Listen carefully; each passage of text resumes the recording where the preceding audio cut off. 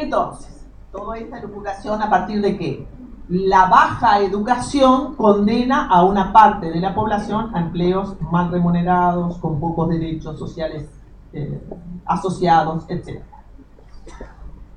Por otro lado, en la mayor parte de los países de América Latina, la tasa de fecundidad de las madres de clase media es muy inferior a la tasa de fecundidad de las madres más pobres, es decir, las mujeres más pobres tienen más hijos que las mujeres de clase media. El nivel educativo de la mujer es lo que más impacta sobre el desempeño educativo de los hijos, más que el nivel educativo del padre, impacta el de la madre, sobre todo con el aumento de la tasa de divorcialidad, la emergencia de nuevos arreglos familiares, etcétera y tal. Quiere decir que nosotros tenemos un problema relativamente insoluble y es que las mujeres están siendo más educadas que los hombres, es verdad, pero las demás educación relativa son las que tienen menos hijos y la sociedad se va reproduciendo sobre la base de las mujeres que tienen menor educación relativa y las mujeres que tienen menor educación relativa impactan sobre las expectativas de sus hijos. Ahora vamos a ver cómo.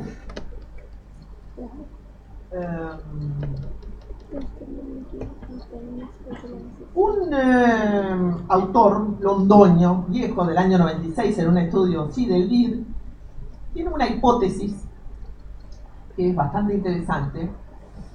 Él dice que ¿por qué la desigualdad persiste en América Latina, siendo que es, como vemos, una región de mayor desarrollo relativo que otras, ¿no? Que buena parte de Asia, de África. ¿Por qué persiste tan fuertemente la desigualdad? Bueno, la hipótesis de él es que en América Latina la principal desigualdad heredada del modelo colonial, que es el primer modelo de desarrollo latinoamericano, es una desigualdad basada en la desigual propiedad de la tierra. Por eso la reforma agraria era la gran meta política de los años 60. Y esa desigualdad, que es la desigualdad del capital, el capital en su forma más simple, que es la tierra, la propiedad de la tierra, esa desigualdad se transmite y se reproduce luego como desigualdad en la acumulación ya no de capital físico, sino de capital humano. Y el capital humano es educación, básicamente. Entonces, América Latina fue desigual por las enormes desigualdades que tuvieron los individuos en la apropiación del capital físico que era la tierra y se transmitieron y se transformaron luego en desigualdades educativas. Esa es una teoría que, según Londoño, explicaría la persistencia de la desigualdad bajo nuevas formas. En la época que Londoño hace el trabajo en el año 96, el promedio educativo de la mano de obra eran 5 años de educación.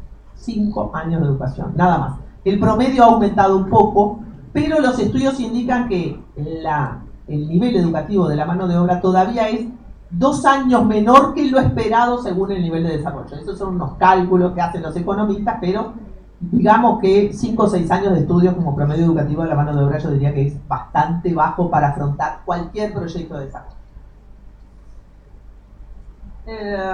Para reducir la desigualdad en la educación, América Latina necesita un aumento del gasto promedio en educación. Bien. ¿Qué pasa a nivel del Mercosur? Bueno, a nivel del Mercosur hay 2 o 3 buenas noticias. Una mala noticia es Uruguay, al que me voy a referir por último, y la mejor noticia es Brasil. Ustedes saben que Brasil es el país campeón era el país campeón en las desigualdades y es el que más ha reducido las desigualdades en los últimos... no todo el mérito de Lula, ¿no? Empezó ya con Fernando Enrique Cardoso, pero por supuesto que el PT siempre se lo adjudica, como es lógico, pero la desigualdad en Brasil se redujo y hacía, 40 años que no se experimentaba una reducción de la desigualdad. Bueno, es un fenómeno que se estudia, la reducción de la desigualdad en Brasil. Una de las principales fuentes de la reducción de la desigualdad en Brasil ha sido la inversión en educación. Ahora sí, que me quedan. Entonces, acá tienen el cuadro de los jóvenes de 15 a 29 años con 6 años o más de educación en los países del Mercosur. La primera barrita celeste es Argentina, la barrita azul es Uruguay, la barrita gris es Brasil. Ustedes ven cómo Brasil aumenta entre el 95 y el 2007 consistentemente el nivel educativo, mientras que Argentina y Uruguay están relativamente estancados. Si uno mira el Mercosur, Argentina es el país que está mejor en educación, por lejos, desde hace tiempo. Uruguay está estancado y en caída, y Paraguay va progresando lentamente y Brasil va progresando a pasos de gigante. Acá el cuadro lo que muestra es personas con enseñanza media completa por grupo de edad. La barrita celeste de nuevo es Argentina, que como ven es la que tiene mejor desempeño en todo. Argentina tiene un gasto de educación superior al del resto, gastan 7% del Producto Bruto Interno en educación. El Uruguay, para gastar el 4,5%, enfrentó casi la renuncia del ministro de Economía, una pelea a muerte, y todo dentro de un gobierno de izquierda, no precisábamos ni a la derecha. Para pasar a 4,5% y Argentina tiene el 7%. Entonces Argentina tiene un desempeño muy superior al resto y Brasil, que es la barrita gris, crece, mientras que Uruguay, ven que está ahí estancado o en caída.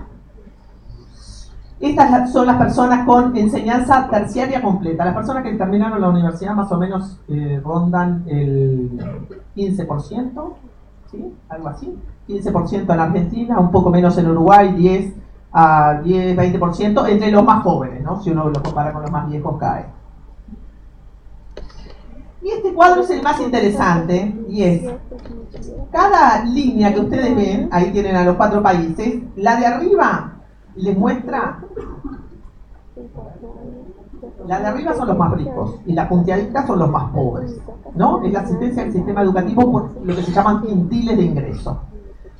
En Uruguay, el que tenemos a la izquierda inferior, hay una gran diferencia entre la barrita de arriba y la barrita de abajo, que no se reduce en el tiempo, sigue igual, ¿no? Están separados y siguen separados. La gráfica les mide desde el año 92 hasta el 2007. Mientras uno mira Brasil, que es el primer cuadrante, y en Brasil tienden a equivalerse los más pobres con los más ricos.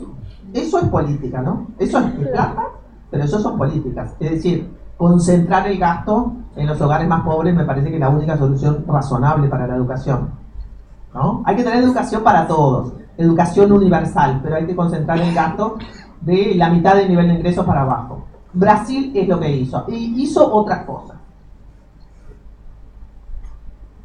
Bueno, en cuanto a las pruebas PISA, ustedes las discutirán a lo largo de todo este seminario, así que no voy a decir nada, solo que bueno, acá tenemos las pruebas PISA, Finlandia, España. Yo traté de hacer una prueba PISA y fue horrible. Yo no sé quién hará la prueba PISA, pero en fin. Lo cierto es que Finlandia, España, bueno, ahí más o menos, esos son el porcentaje de personas que no pasan las pruebas PISA, y Argentina, Brasil, horrible, ¿no? Nosotros horrible con las pruebas PISA.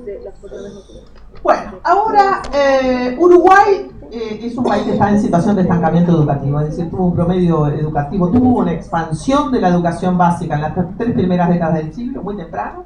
Tiene brechas de desigualdad educativas muy importantes. En las pruebas PISA les va bien, lo cual quiere decir que los profesores son muy exigentes, pero menos de un 40% de los jóvenes egresan de la educación media, y además tenemos el problema de lo que en Uruguay llamamos los ni estudian ni trabajan, que debe ser un problema universal en América Latina, y son los que están excluidos del mundo del trabajo y el mundo de... Acá ahora ya vamos finalizando. A partir de estudiar el caso uruguayo, como ¿qué le pasó a este país? ¿No? Esa es la pregunta, ¿qué le pasó a este país? O las dificultades de progresar en educación en un país que había alcanzado niveles de desarrollo educativo bastante razonables. Ya hay una discusión en Uruguay que están todos con la educación. Bueno, todos hablan de educación, son todos expertos en educación, los taxistas, los guardas de los ómnibus, las maestras, todos hablan mal de los maestros, todos hablan mal de los estudiantes. Y hay mucha discusión, y todos los partidos políticos firmaron un compromiso educativo. Dijeron, bueno, vamos a juntarnos para resolver la educación.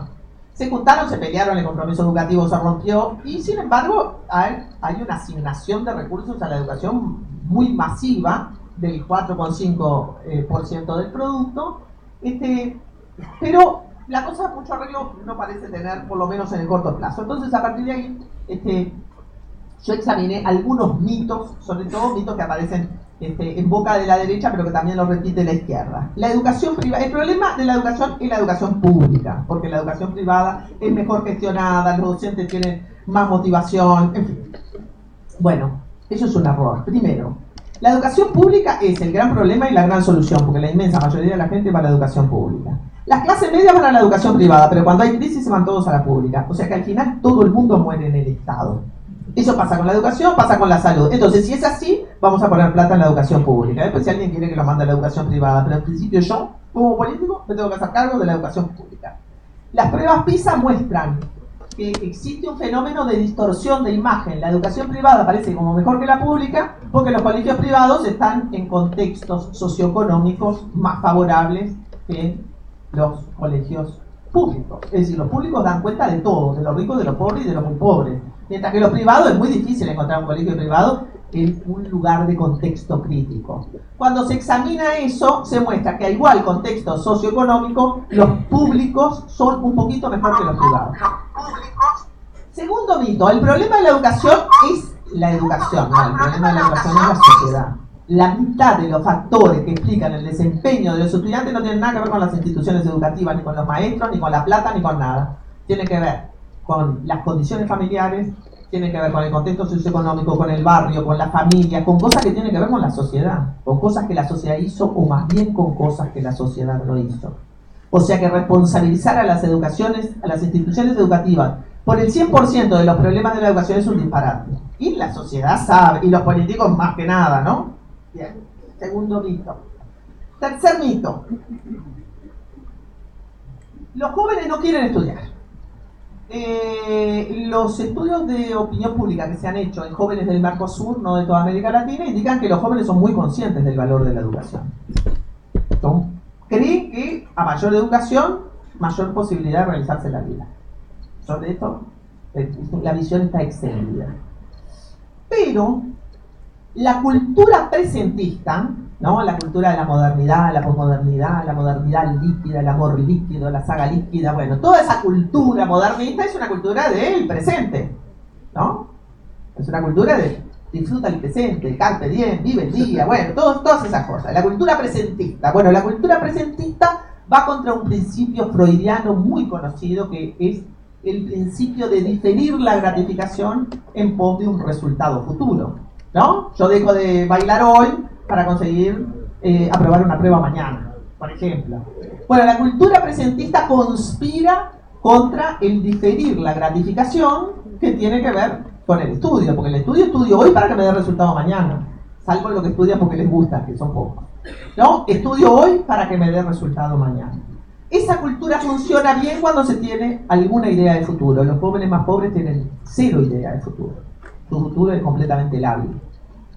Entonces, aquí tenemos factores culturales, factores generacionales que tienen que ver con la cultura del presente y, a su vez, los estudios muestran que para un joven vale la pena tener la secundaria completa, pero un año más, el esfuerzo de un año más no les parece que valga mucho la pena si es un esfuerzo muy grande, porque un año más no les significa nada, les significa terminar el ciclo. Y a veces un año más se les vuelve. Es decir, tampoco nosotros damos señales de que un año más de estudio valga la pena. Las señales que damos es terminar secundaria porque si no te va a ir mal. Ahora sí, cierto. Debemos mejorar la calidad de la educación aumentando los niveles de exigencia. Error. El aumento de los niveles de exigencia genera deserción estudiantil.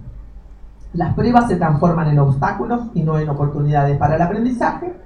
Y a su vez, los estudios indican que la repetición, los estudios estos sí que hay para Uruguay, indican que la repetición no necesariamente mejora el desempeño de los estudiantes. Bueno, sobre esto escrito me ha caído la mitad del sistema educativo, así que ustedes, bueno, si quieren discutir, discutimos después sobre esto. Los gremios docentes son los responsables de los problemas de la educación. Bueno, esto lo habrán escuchado hasta el cansancio. En Uruguay esta discusión además se da con la discusión sobre autonomía y cogobierno.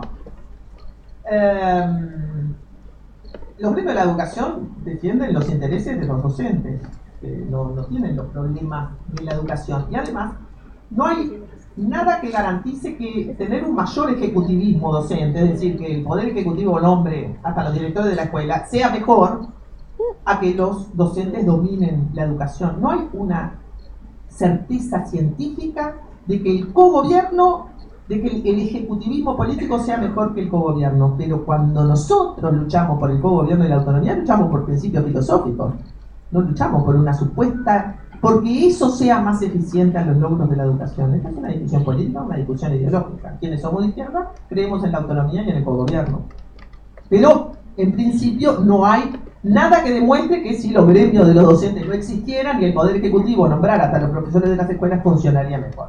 Y lo último, y con esto termino, es esta frase que es muy de organismo internacional, que si no mejora la educación no podrá haber desarrollo. Es una verdad a medias. Y tan mentirosa como toda verdad media.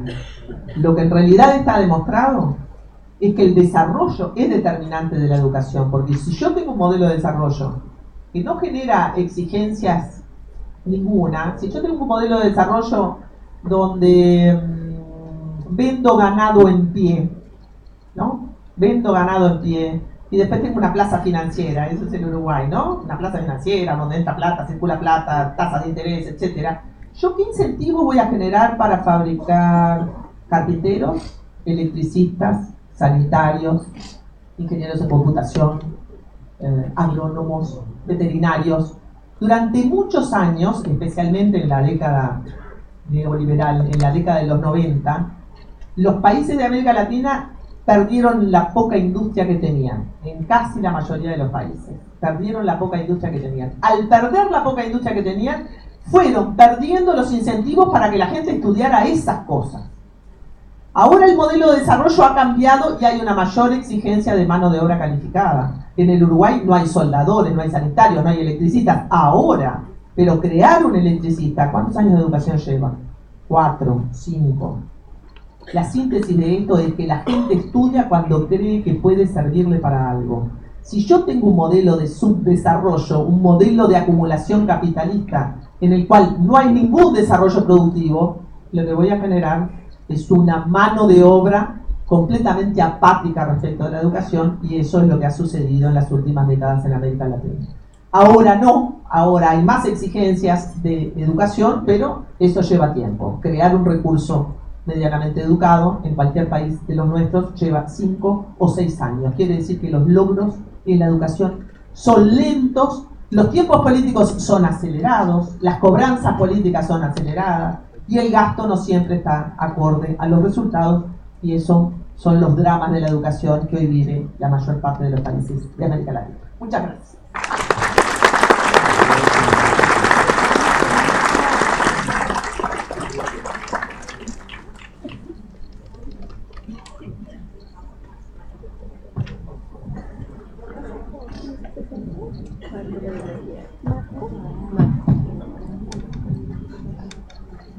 Bueno, gracias por la invitación a la Red Estrado, a Lila, a Miriam, a Jenny por permitirme hoy venir a compartir con ustedes estas reflexiones.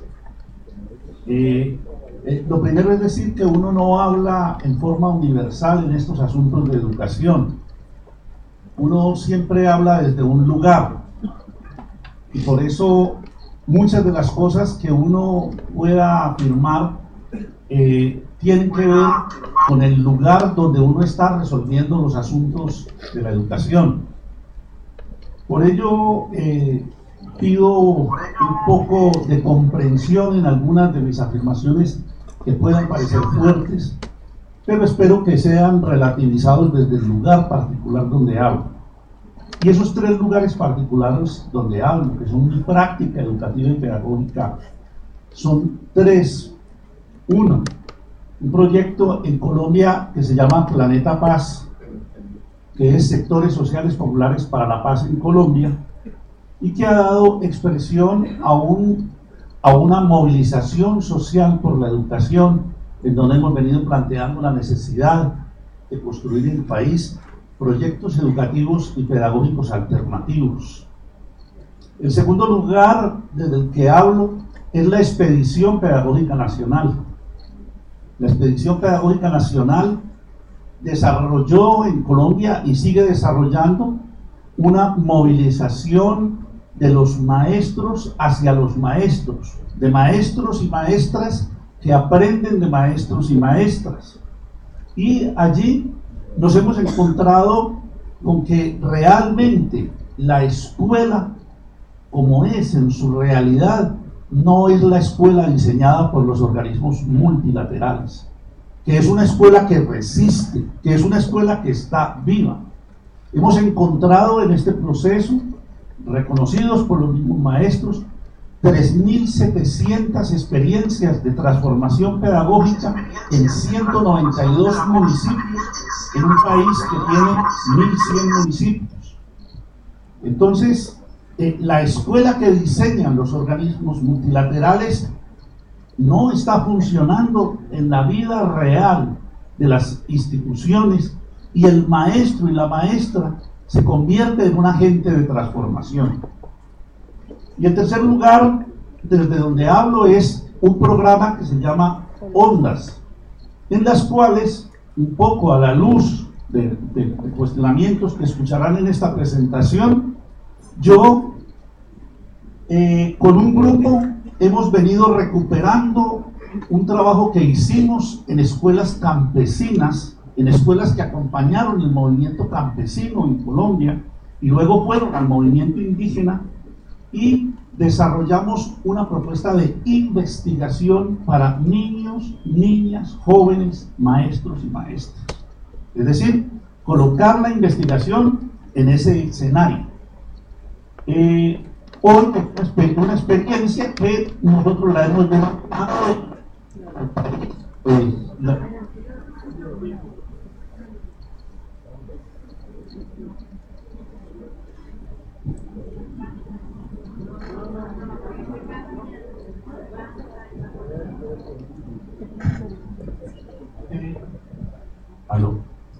y es una experiencia que nosotros le hemos ido dando forma y que hemos denominado en la discusión política de construir contrahegemonía al interior de la hegemonía, en el sentido de que significa, en alguna medida, comenzar a discutir las políticas públicas y transformarlas.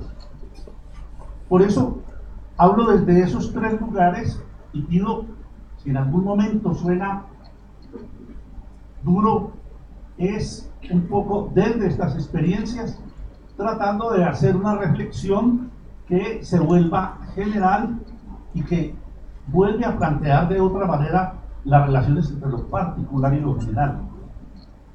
Y quisiera comenzar con una anécdota de un habitante de barrio popular en el trabajo que hacemos. El don Fabio, llego yo un día a discutir las políticas en Bogotá de educación en una barriada popular, y don Fabio, que es un dirigente social, me dice, ustedes saben, en Colombia llevamos en Bogotá 3 años sucesivos de gobierno de izquierda, y me dice, compañero, es que el gobierno violín, comienza a hablar, el gobierno violín. Bueno, en algún momento le digo, don Fabio, expliquen eso del gobierno violín. Y me dice, sí, es que se coge con la izquierda, pero se maneja con la derecha. Y creo que esto marca un poco las reflexiones y las discusiones que vamos a tener que abordar nosotros acá, porque va a tener que ver qué políticas hacemos. Yo digo, le agradezco a la senadora porque yo traía alguna de esas cifras para tratar de plantear que ya el problema no está ahí, sino el problema está en otro lugar. Y creo que le agradezco porque me sirve un poco y me gano esos minutos de cifras para tratar de plantear. Yo voy a plantear 3 asuntos fundamentalmente en estos 25 minutos. Un primer asunto. Estamos asistiendo a unas transformaciones en la sociedad de tipo estructural. Y esas transformaciones estructurales de la sociedad tienen que ver no solo con reacomodos del capitalismo, sino con profundas modificaciones en la ciencia, en el conocimiento y la tecnología. Más, algunos autores llegan a plantear la necesidad, por ejemplo, en teoría marxista, de releer la teoría del valor desde el trabajo inmaterial.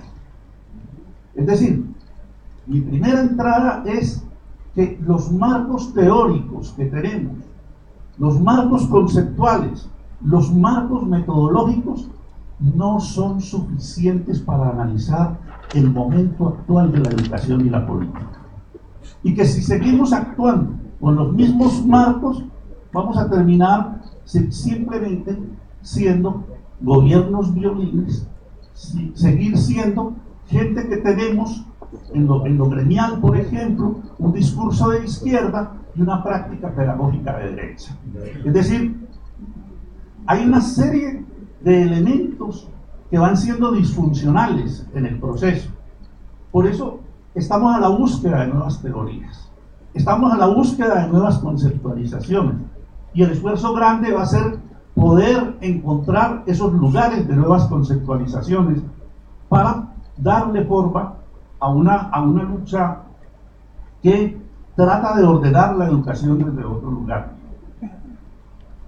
El segundo elemento que voy a sostener a través de la exposición es que el proyecto de control y de poder ha logrado una conceptualización muy fuerte de su propuesta educativa, tan que la ha naturalizado.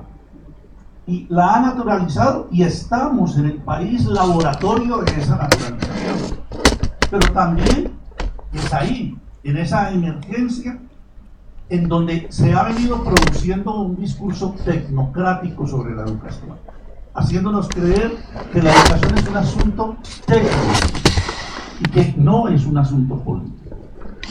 Y al sacar a la educación de este asunto político, lo que hace es perder esos elementos centrales sobre los cuales hoy se da la discusión.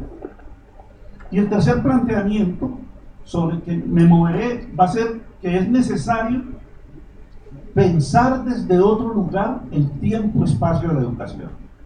Estamos moviéndonos en las categorías que nos han colocado para marcar la cancha los organismos multinacionales.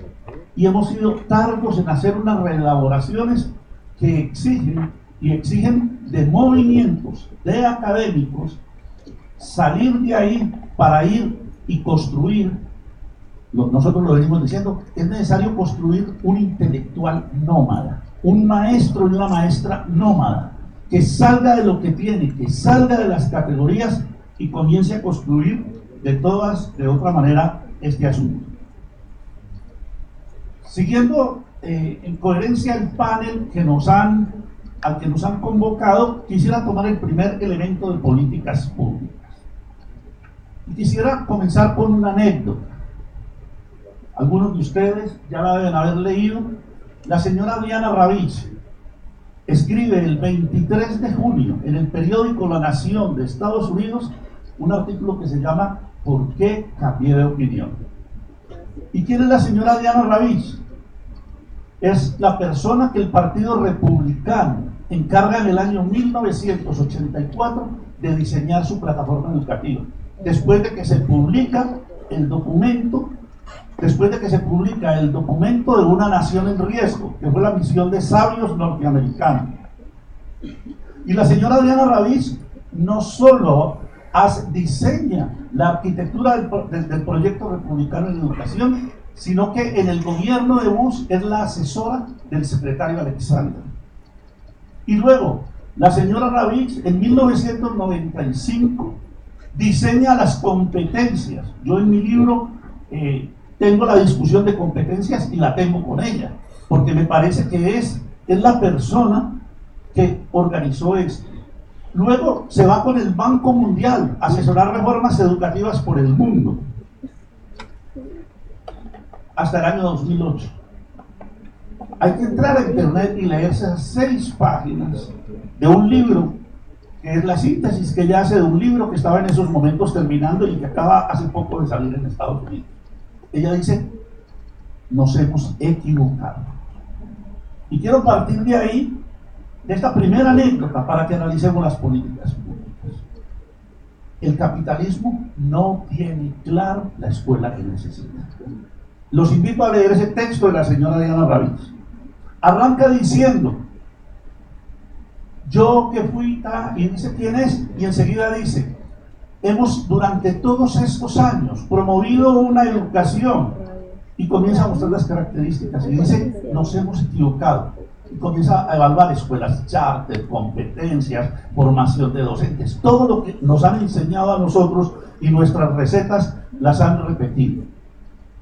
Por eso me parece tan importante poder dar cuenta. Al final de su texto, la señora Diana Rabill dice, veo con profunda preocupación cómo el presidente Obama, que ha llegado proponiéndonos una reforma educativa, acoge nuestros viejos principios en los cuales nosotros ya no creemos. Esto es muy importante que se esté dando en Estados Unidos. Y ahí entonces yo quiero plantear 5 aspectos sobre política pública a lo que nosotros debemos darle salida. Un primer asunto es, nosotros hemos vivido 3 generaciones de reformas educativas en los últimos 26 años en América Latina. Una, las generaciones de la descentralización que se experimentaron en Chile pinochetista, en la Argentina de los militares y en Corea también de gobiernos profundamente autoritarios. Ese modelo de reforma tiene una segunda secuencia, y es una segunda secuencia que tiene unas reformas educativas que van a transformar la educación, y son nuevas leyes de educación. Se han realizado 153 nuevas leyes de educación en el mundo, y con balances diferentes, en su inmensa mayoría asesoradas por el Banco Mundial. Nos hemos encontrado que se hacen de forma disímil, de acuerdo a la masa crítica que en cada país exista para responder. Pero luego nos hemos encontrado una tercera generación de contrarreformas educativas en toda la década, en todo el comienzo del siglo. Y esas contrarreformas tienen 3 tipos. Uno, de tipo involutivo, en el sentido de que es el mismo banco propiciando dañar las cosas que se lograron en algunos lugares a nivel reivindicativo. Yo tengo textos de discusiones del banco en donde plantea, en Colombia es necesario hacer una reforma educativa que le saque lugar a los sindicatos, a la sociedad civil, a la vinculación en los procesos colectivos. Pero paralelo, se comienzan a dar una nueva generación de reformas educativas desde los movimientos. Y creo que el escenario principal son los pingüinos en el 2006, en el cual, en este país, los jóvenes en la calle colocan en entredicho la ley modelo de educación para el Banco Mundial. Chile no solo era el laboratorio, Chile era el lugar de las pasantías de todo el mundo para ver lo que se estaba haciendo en Chile para ir a hacerlo en otros países. Y los pingüinos salen a la calle y los pingüinos nos muestran que es posible transformar desde la lucha social las leyes de educación. Y esto va a ser, los chilenos habrán de hacer su análisis. ¿Cuáles fueron las condiciones que no permitieron que se transformara la ley? Todavía el patronazgo de una reforma política que no se ha hecho a partir de 20 años de gobierno de la concertación de la estructura política chilena, pero ese será otro análisis. Pero sin embargo, en el continente se comienzan a desarrollar también en esa tercera generación leyes contrarias al proyecto. Y creo que las 2 más visibles son la ley boliviana, la 070, Avelino Chiñani y Lizardo Pérez, y la venezolana, con todas las dificultades y todas las críticas que se han tenido, la ecuatoriana. Es decir, aparecen una serie de leyes en el continente que intentan darle lugar a unas nuevas formas de posicionarse en el territorio, mostrando que esto no es tan blanco y negro como se ha querido presentar. Y ahí tenemos un grave problema, y es cómo pasamos de cuestionamientos generales sobre la política a construir política pública en educación. Y ese es un gran reto para este seminario. No podemos seguir siendo los grandes analizadores de la reproducción en la escuela, de la querida. No. ¿Cómo construimos políticas públicas en educación? Y cómo los que nos decimos de un pensamiento crítico somos capaces de proponer esas políticas públicas y formularlas. Retomaré en el punto siguiente cuando muestre rápidamente lo boliviano. Otro asunto que se hace absolutamente necesario en este momento es asumir la educación como un asunto político-pedagógico. Y cuando digo asumir la educación como un asunto político-pedagógico, significa reconocer que hoy en la sociedad se mueven tres fuerzas queriendo orientar la educación fácilmente detectables en sus discursos, en sus prácticas. Una ala muy fuerte, conservadora, muy cercana a sectores conservadores de la Iglesia Católica, que han tratado en un retorno a valores fundamentales, a un neoconservadurismo cultural, instaurando la escuela. No los menciono porque muchos de ustedes los conocen. Un segundo proyecto es el proyecto de modernización. El capitalismo necesita modernizar su escuela. Y allí la gente de izquierda nos hemos confundido mucho, porque hemos confundido modernización de la escuela y la educación con transformación de la escuela. Y por eso la tercera posición, la de la transformación de la escuela, significa la construcción de un lenguaje distinto, una entrada a los temas de la educación, no cayendo en la cancha ya marcada. Es necesario tener la capacidad de proponer nuevas cosas. Yo digo, en unas relaciones norte-sur muy buenas, hoy es absolutamente necesario recoger, por ejemplo, lo de Amirtya Sen, recoger lo de Martha Nussbaum sobre las capacidades contra las competencias, mostrando cómo en el proyecto de construcción del humano hay todo un planteamiento. Es decir, cuando nosotros hemos entrado simplemente a contestar las políticas y no tener propuestas, no hemos elaborado un discurso alternativo, no hemos elaborado una conceptualización alternativa y hemos terminado en la pura contestación. Por eso, en el segundo elemento de este panel de praxis docentes, a mí me parece que no podemos, se mencionaba también en la intervención anterior, en uno de los errores, esto de dejar que sobre el docente caiga la crisis de la educación. Esto es absurdo. Y es absurdo en nosotros si somos pensadores de izquierda. ¿Por qué?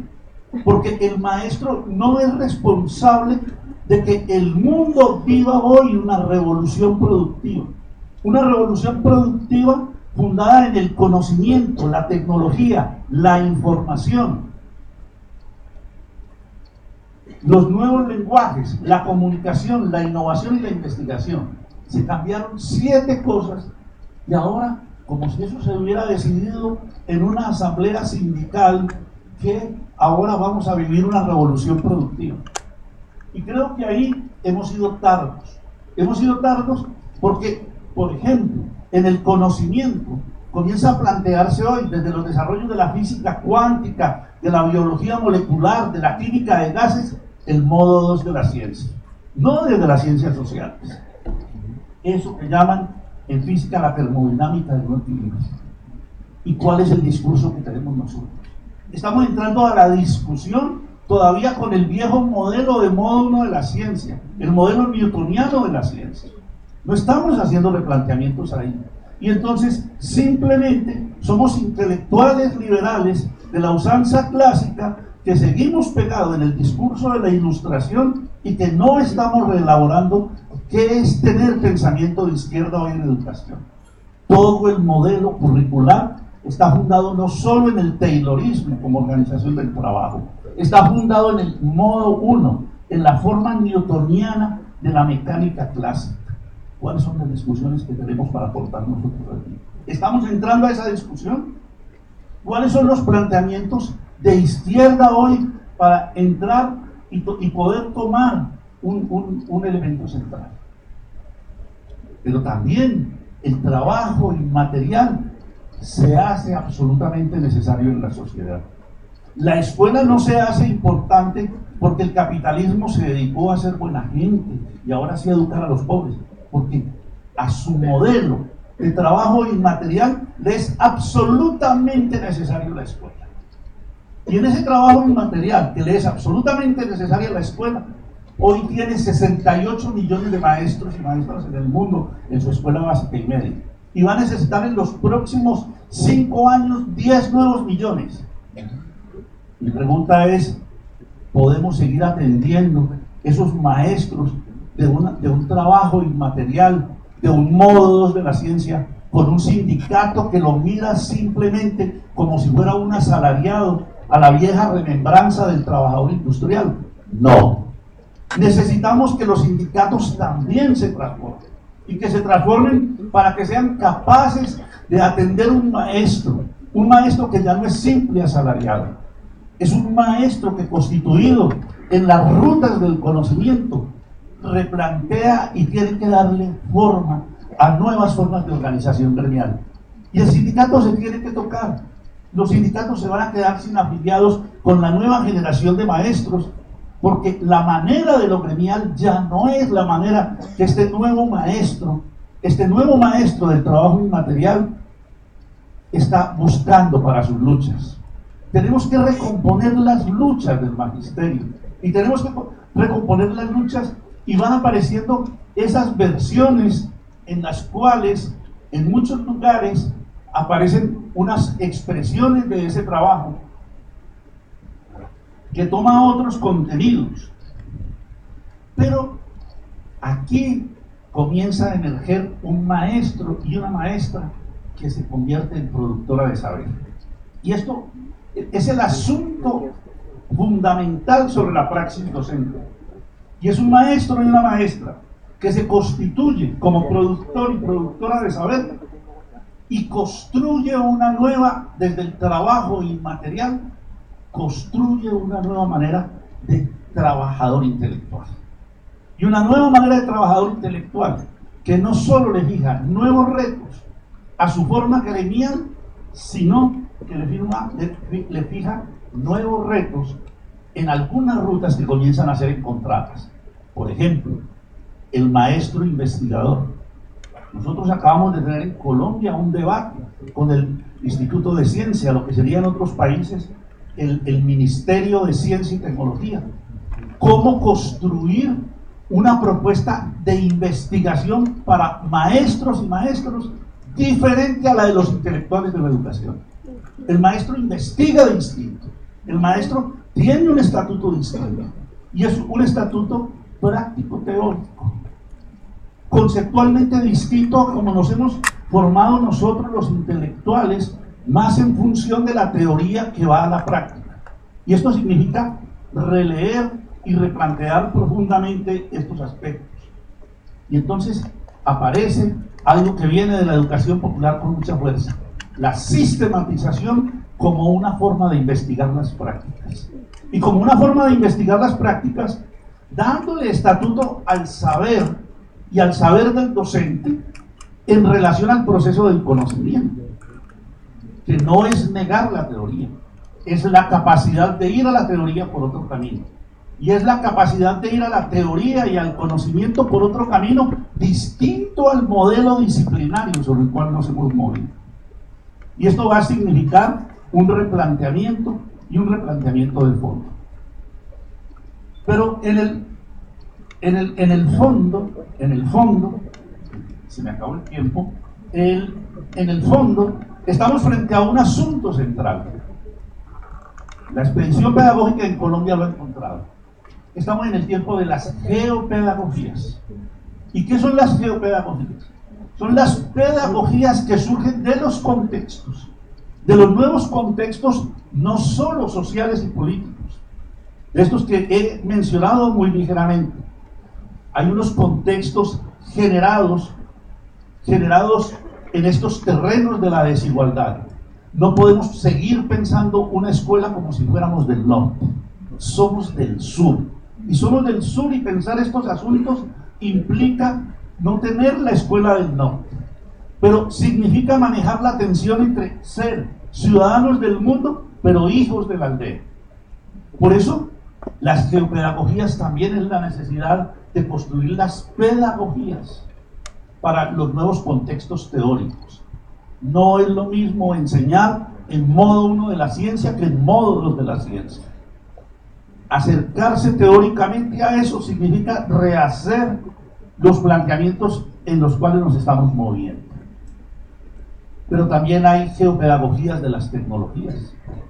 Me perdonan, pero estamos entrando en la carrera loca por vía del derecho al acceso de la tecnología y no estamos pensando los problemas de cómo la tecnología produce cultura virtual, la manera como la tecnología se mueve en el lenguaje digital, como tiene unos imaginarios, como produce saber y poder, y andamos encantados con la tecnología, como si esa fuera una caja mágica y no fuera un lugar de saber y poder en la sociedad del conocimiento.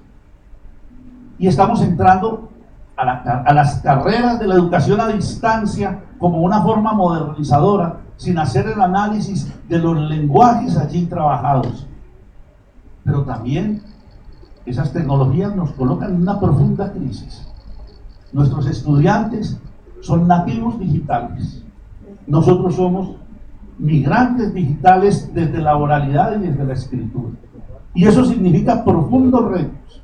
Y por eso no podemos resolver la tecnología en un uso instrumental, a nombre del derecho. ¿Me perdonan? Porque vamos a terminar de idiotas útiles si no somos capaces de tener un planteamiento político de izquierda sobre la tecnología. Porque hoy ese es el lugar donde se juega el gran contrapoder. Y es el lugar del poder, pero también estamos llamados a construir los nuevos escenarios de contrapoder. Para cerrar, se me quedaron ahí algunas tensiones. Quisiera cerrar con uno de nuestros maestros, Orlando Falsborda.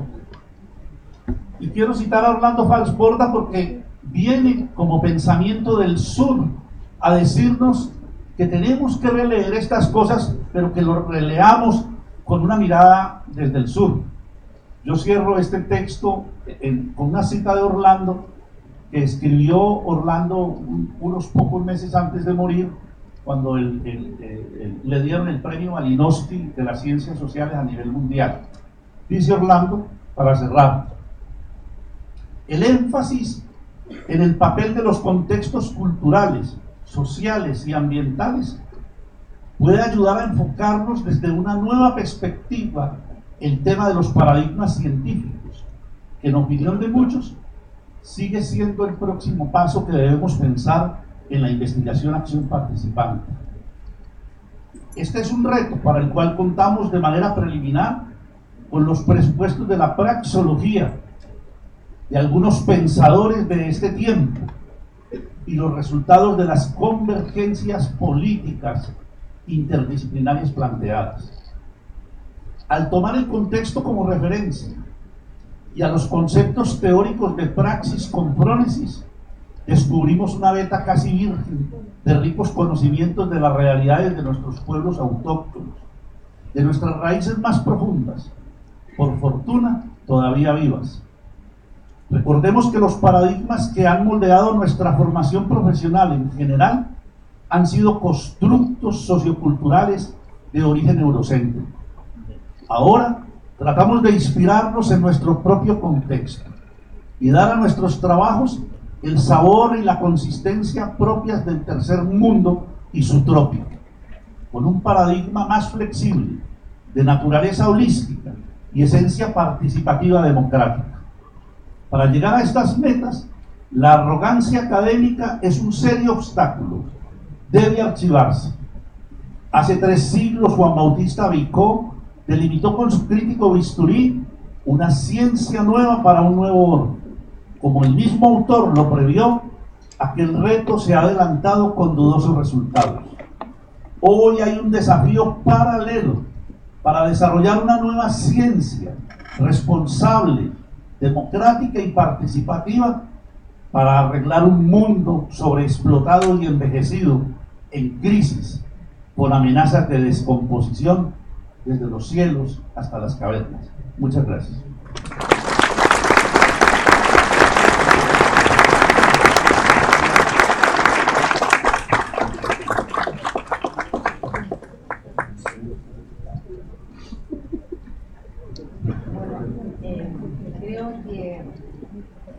agradecer a Constanza, Marco, Raúl. Creo que el marco que nos dejan para nuestro seminario Políticas Educativas para América Latina, Praxis Docente y Transformación Social, nos abren con todo grandes desafíos para nuestros 3 días de trabajo y reflexión, y nos hacen mucho sentido a los desafíos que nos hemos planteado como Red Estrado, desafíos teóricos, desafíos metodológicos, desafíos políticos. Porque nuestra red, y efectivamente acá se decía, la educación y la pedagogía no son técnicas, sino que la educación y la pedagogía es fundamentalmente un asunto político. Creo que este panel de inauguración expresa eso, nos expresa avances que hemos tenido y grandes reflexiones y construcciones que nos quedan por delante y por hacer, y que esperamos que estos 3 días nos permitan iniciar nuevos desafíos para nuestra red. Los tiempos siempre no son escasos. A mí me costó y fue muy difícil tener que poner los horarios a los panelistas. De abajo me decían, te poner más tiempo, pero también tenemos tiempos de debate, mesas distintas y debate entre nosotros y entre todos, y los tiempos son bien apretados. Entonces por eso me atreví a poner los tiempos y me atrevo a pedirles a todas y a todos que tratemos de regularnos y autorregularnos para que nuestro programa, nuestras reflexiones, nuestros espacios para que todos podamos participar, podamos llevarlos a cabo. Yo sé que es difícil, pero de la mejor manera posible. Y bueno, volviendo a agradecer a nuestro panel de inauguración, quería tomar algunos elementos prácticos, por decirlo. Lo primero, y antes de por si alguien se empieza ahí, pedimos a todos nuestros panelistas y coordinadores nacionales y panelistas, que cuando cerremos se acerquen aquí porque vamos a tener una pequeña reunión. Segundo, quiero decirle, en el bolso está el libro con todas las mesas, los lugares donde se van a realizar, y atrás hay un mapa donde están indicadas las distintas facultades y donde dice casino. Casino en Chile es restaurante, y para nadie de ustedes es restaurante. Entonces, donde lean casino no van a ir a jugar. Son los lugares donde se puede ir a comer, que son nuestros restaurantes donde almorzamos académicos y estudiantes, porque en esta universidad y en este campus no hay restaurantes para académicos y otros para estudiantes, sino que los compartimos. Algunos, lamentablemente, no han alcanzado a tener los libros, tienen un problema con la imprenta. Aquellos que no los han recibido deben estar por llegar, y en el lugar donde se acreditaron, que es la Facultad de Ciencias Sociales, después los pueden retirar. Si alguien todavía no tiene sus libros en la Facultad de Ciencias Sociales, que es donde ingresamos, donde se hizo la acreditación, van a estar un mapa con los lugares y con las mesas. Cada mesa de trabajo y cada panel tiene ya su lugar ubicado, tienen en cada sala además los nombres de las mesas, y como yo decía en la mañana, tenemos un equipo de trabajo de nuestros voluntarios que gracias a ellos hemos podido organizar esto, y gracias a ellos creo vamos a poder seguir organizándonos y orientándonos. Entonces, si alguien no tiene claro dónde es un campus grande, la actividad central va a ser en la Facultad de Ciencias Sociales, pero también vamos a trabajar en la Facultad de Filosofía y en Bachillerato. Van a estar nuestros voluntarios, muchos los van a reconocer con una boinita roja, sino con una credencial verde, y cualquier cosa, si alguien se pierde, se acerca a ellos. Eso era lo primero.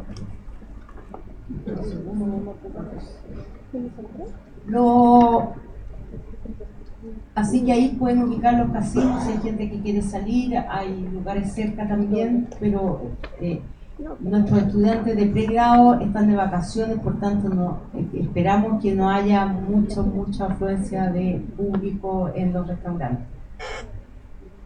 También quería contarles que estamos tratando de organizar un encuentro comida de camaradería para el día jueves en la noche, donde va a haber música chilena. Quienes quieran participar, les pedimos que se inscriban en las salas, en los espacios donde se acreditaron, en el mismo lugar donde hicieron la acreditación, que se inscriban hasta hoy día hasta las 18 horas, porque eso nos permite organizar en el lugar donde vamos a ir. Y para que tengan una idea, nuestro país es un país caro. El costo es de $28 o 14.000 pesos por persona. Cualquier información pueden verla cuando vayan a inscribirse en la sala de acreditación. Bueno, reiniciamos el trabajo con las mesas que cada uno va a poder revisar en sus libros o en la facultad. A la 1:30 vamos a tener las mesas de trabajo y luego los paneles simultáneos. Así que los invitamos a que vayan a comer. Invito a los coordinadores nacionales y a los panelistas. Sí, es acercarse un minuto para coordinar algunas cosas con ellos, ¿no? A los coordinadores nacionales y a los panelistas, y nos encontraremos en los distintos espacios y en las distintas mesas. Y éxito y a todos y a todas en estos 3 días intensos de trabajo que tenemos por delante. Muchas gracias.